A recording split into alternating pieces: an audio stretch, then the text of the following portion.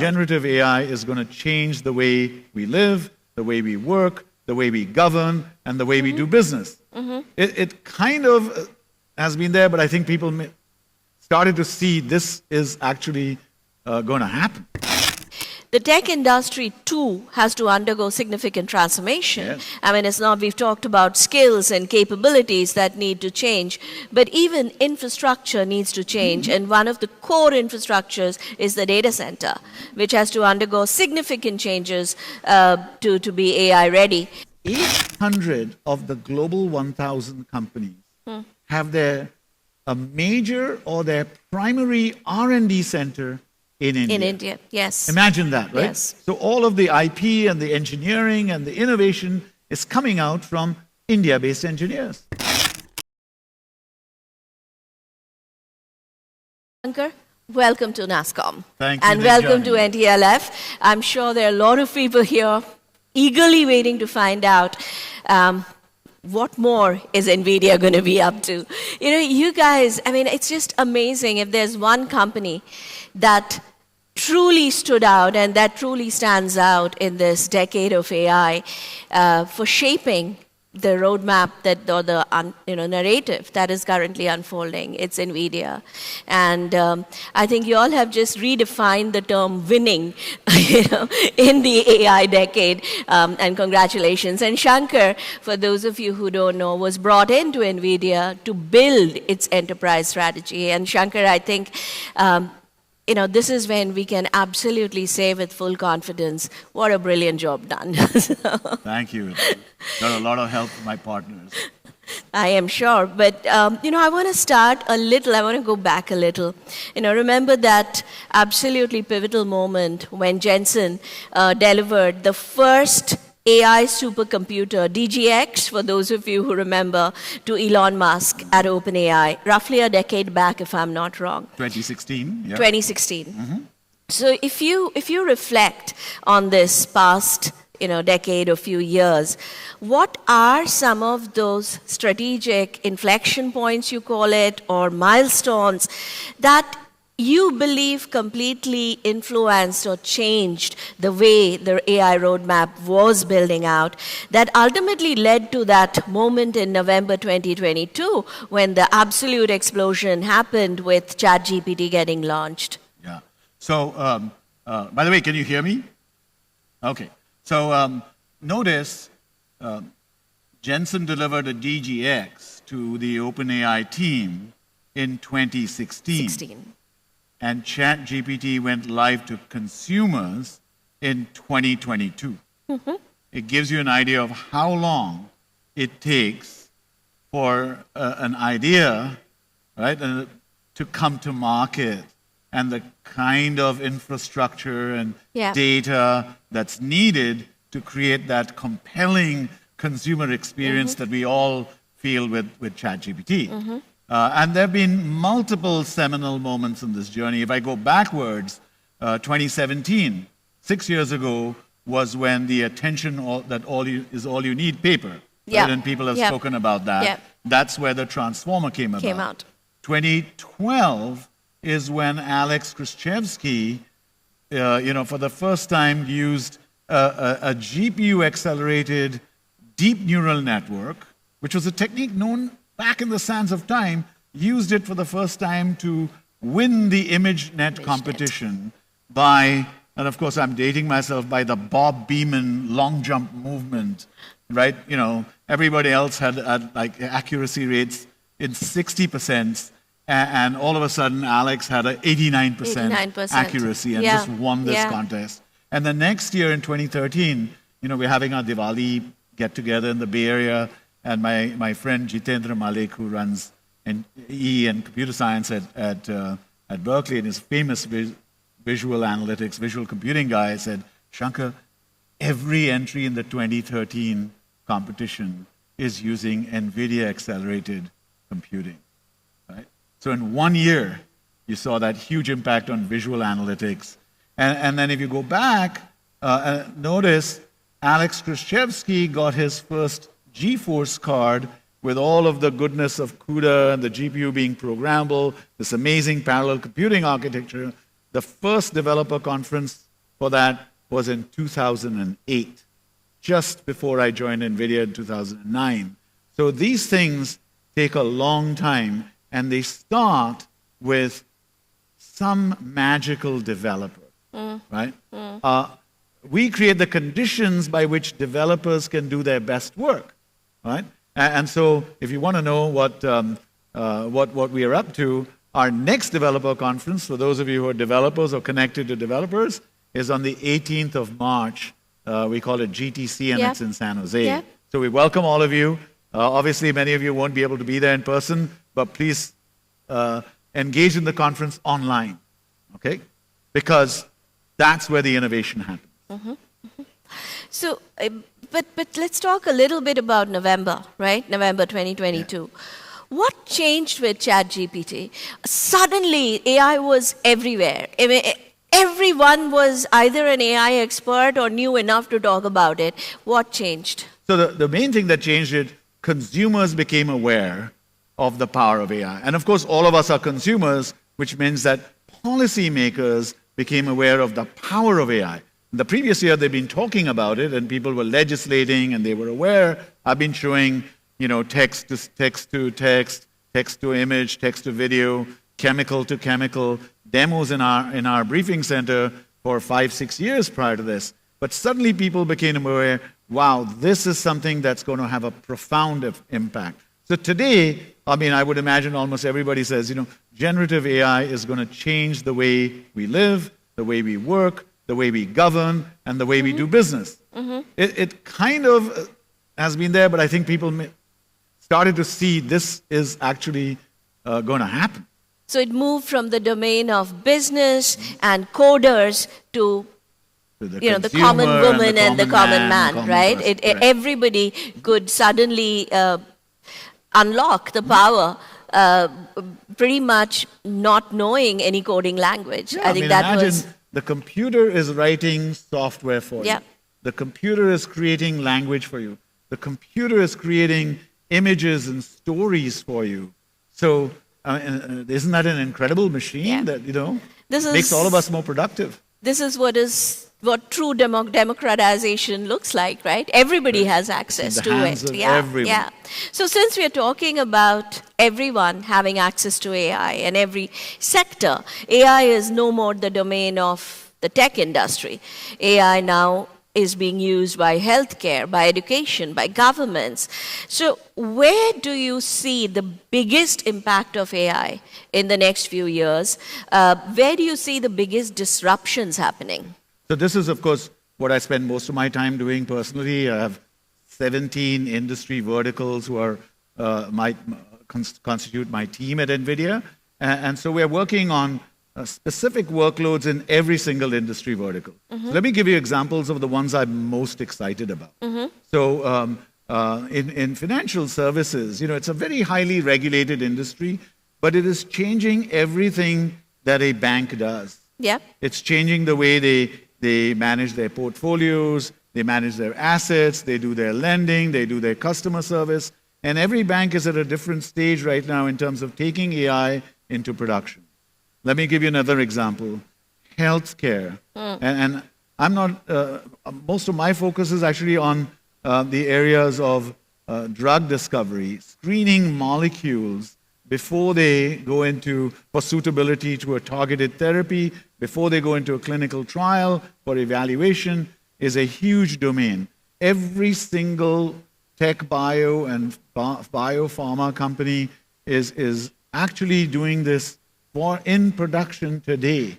Take a look at Johnson & Johnson, Amgen, Recursion Pharma, companies here in India. I'm also very excited by the telecom industry, because every telecom industry runs a network. And notice, AI is not possible without the data. If the data doesn't flow into the computer with the right network capacity and the right network latency, nothing will happen. So our team is at the Mobile World Congress this next week. We've done some amazing work with Singtel, Swisscom, AT&T, and many, many other telecom companies to taking generative AI, this is the key point, generative AI into production. And lastly, I mean, the work in the manufacturing today, we talked a lot about manufacturing, how manufacturing is flowing into India. Even in America, we have more than $200 billion being invested in new factories right now, according to the Fed. And that is creating a huge upsurge in manufacturing. And these manufacturing factories will be built from the ground up using generative AI. We'll simulate the robots, we'll simulate the material handling, we'll manage the inspection lines, we'll look after workers' health and safety, the way they move, all of it using generative AI. So finance, you talked about finance, you talked about health, you talked about manufacturing. You have a very interesting acronym that you used in the back room. What was that? No, it's finance, auto, retail, telco, and healthcare. Right? Yeah. Make of it what you will. Right. It's only in jest. No. And, I'm going to come back to the tech industry.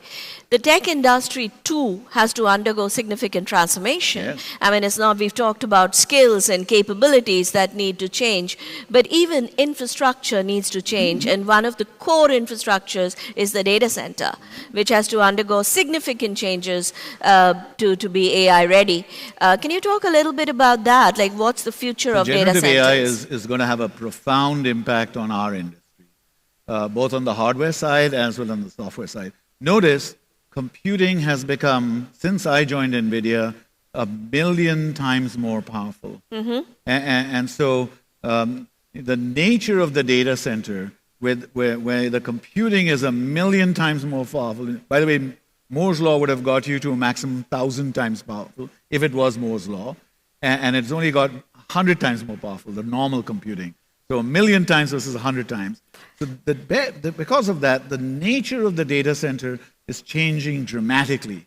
What used to be, 42 1U racks with this, air-cooled system and so on, with low performance Ethernet networking has become very dense, very high performant, very high networking bandwidth, very high switching capacity, so the nature of the data center has changed.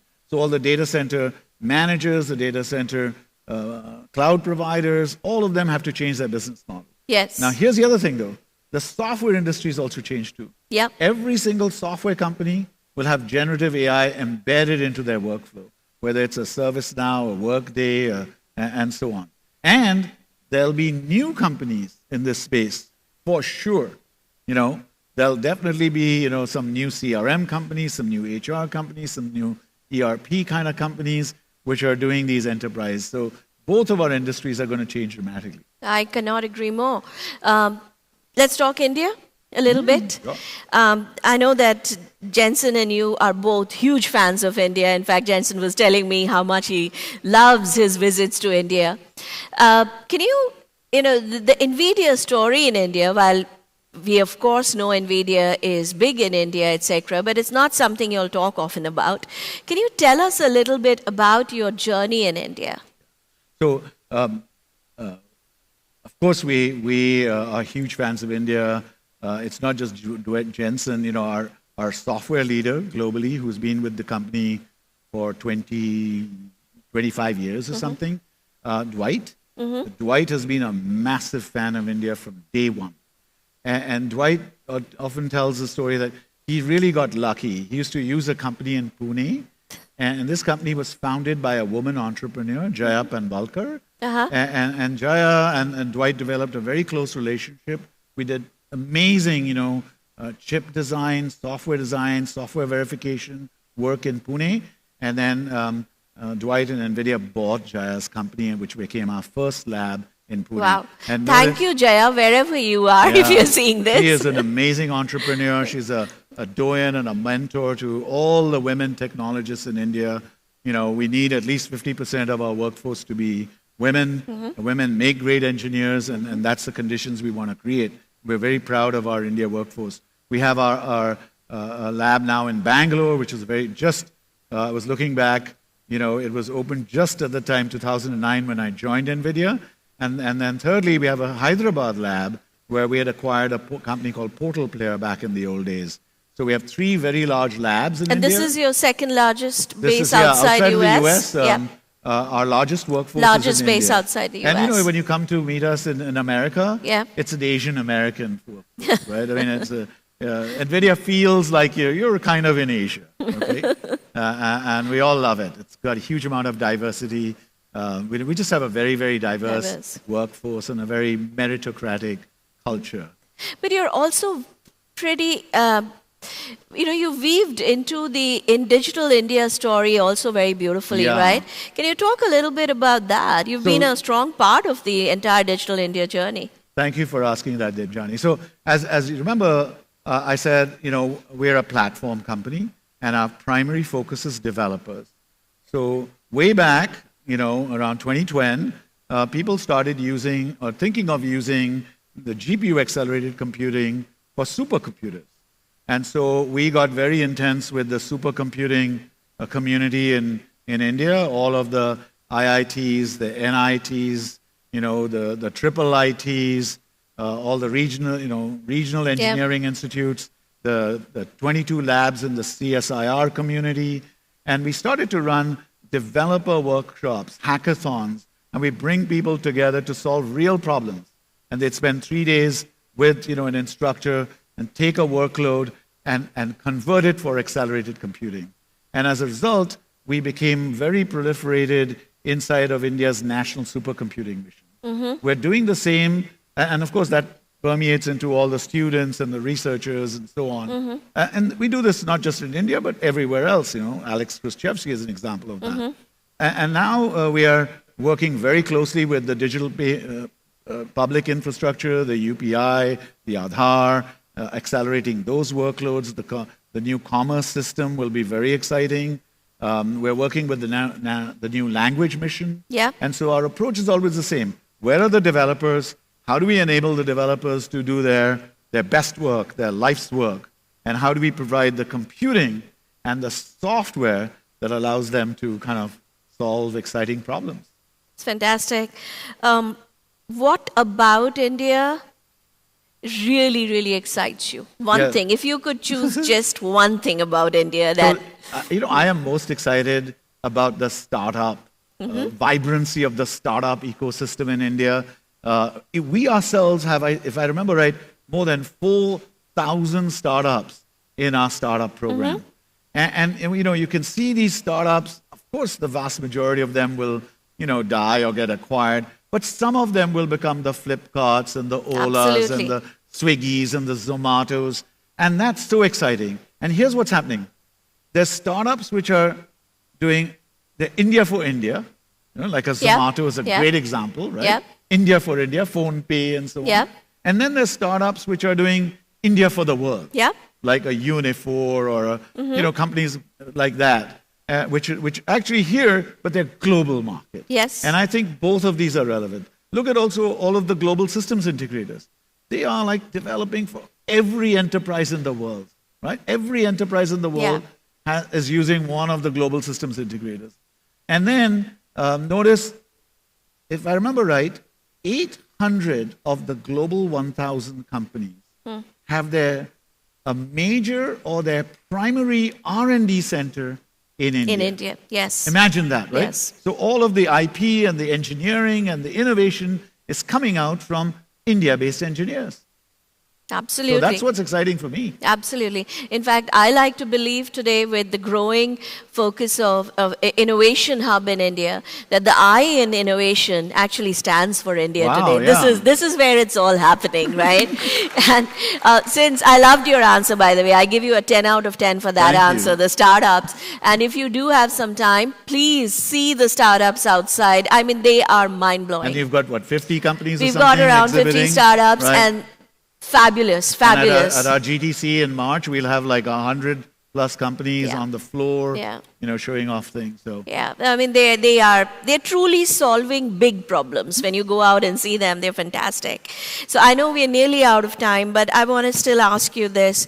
The startup community in India and the developer community in India, as you said, is there's a very strong bond between Nvidia and this community. What is the one message you would like to give them, right? So obviously, and everyone knows this domain, generative AI is is changing very rapidly. And so all of us need to keep learning. We want to stay current. I'm sure Andrew Ng would have also talked about this.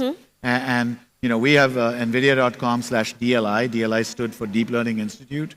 And we have tons and tons of classes and workloads and scripts for people to learn. And we keep it updated all the time. And it's manifest on every one of us to be a lifelong learner. Yeah. Jensen himself he's a walking example of a lifelong learner. Think about it, right?